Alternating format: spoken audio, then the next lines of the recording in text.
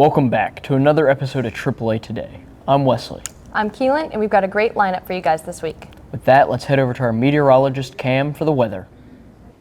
What's up, guys? Welcome back to another week of weather. This weekend, we're looking at a decently cool forecast, so let's get into it. On Friday, there will be a high of 76, low of 60, and a 4% chance of rain. Saturday, high of 77, low of 59 with a 6% chance of rain. And then on Sunday, high of 77, low of 61 with a 6% chance of rain. Back to the studio. Thanks, Cam. Looks like it's going to be a beautiful weekend. On that note, over to your Buford Sports Update. Hi guys, I'm Alyssa. I'm Trez. I'm TJ. And this is your weekly sports update.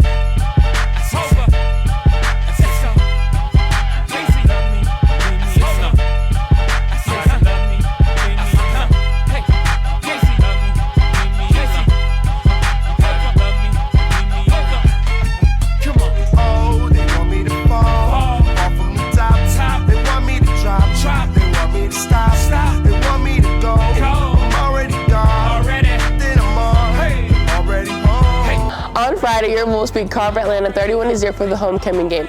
On Saturday, girls scored 6 and boys scored 9 for cross country.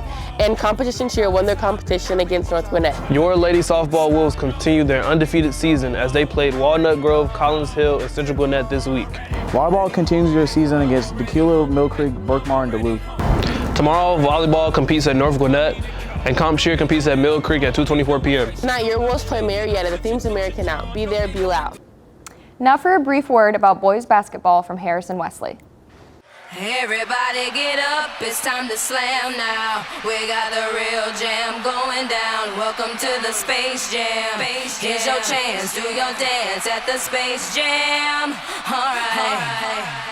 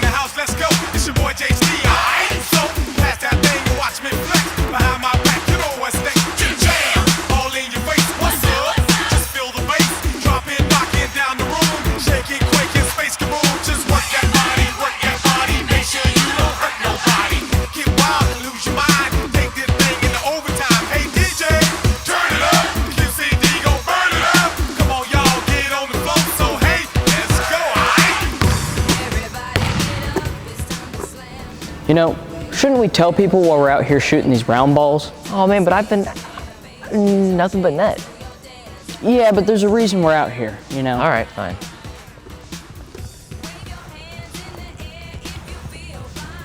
Boys basketball will be holding tryouts on October 23rd. And if you have any questions, please see Coach Parker for more information. That's what's up, Slime. That's right, cuh. Let's get back to the court. All right, I'm gonna pull a nice little ankle breaker on you, so you better watch out. So shoot, baby, shoot. It's time to hoop. So shoot, baby, shoot, baby. While reviewing cars is cool and all, have you ever wondered how they work? Well, in case you have, our new segment does just that. Wow, there sure are a lot of cars out here. But how do they work?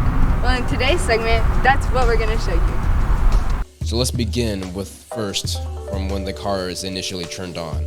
As the car is turned on, a device called the starter connects to a gear connected to the engine called the flywheel.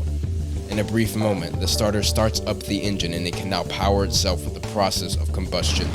Inside the engine, there are these metal components called pistons, which ignite gasoline and oxygen together to turn a shaft that rotates the wheels through the gearbox, also known as the transmission.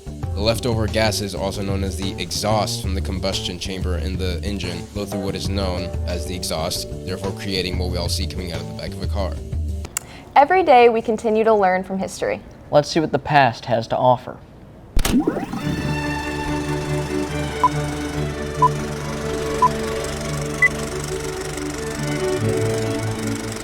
Welcome back to Today in History, the segment where we go over things that happened on today's date, September 22nd. I'm Madeline. And I'm Morgan. Let's dive in. On this day in 1987, the popular show Full House was released on ABC. Funnily enough, the show Friends was also released on September 22nd, just 7 years later.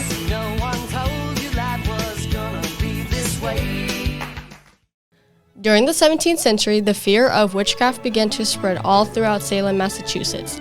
During this time, many young girls were accused of being witches and were executed. On today's date, 1697, the Salem witch trials were deemed unlawful and put to an end.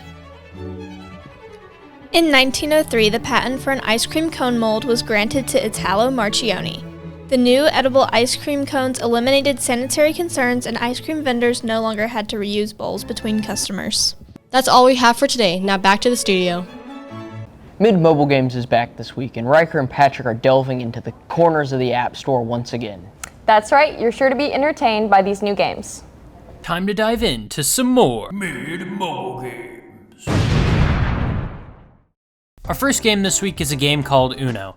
If you've never played Uno before, basically how it works is you're given a deck of cards, and your goal is to get rid of all of your cards in order to win. Now this game is super fun, and it's actually quite addicting, especially if you play with friends.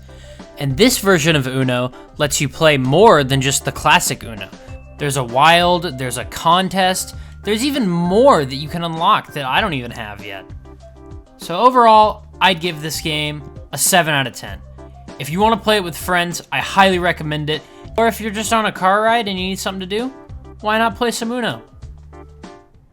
Have you ever been mindlessly scrolling through TikTok and you see a video like this? You got your favorite TV show like SpongeBob, Family Guy, or some strange movie on the top, and then you've got some weird mobile game at the bottom.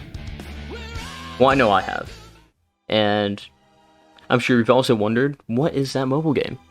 I found out. It's called Digit Shooter. It's a simple game. There's not much to it. You start it up, you shoot digits into other digits, you try and increase your range and your rate of fire, and then at the end you try and see how far you can get before you either run out of digits or hit a wall. That's all there is.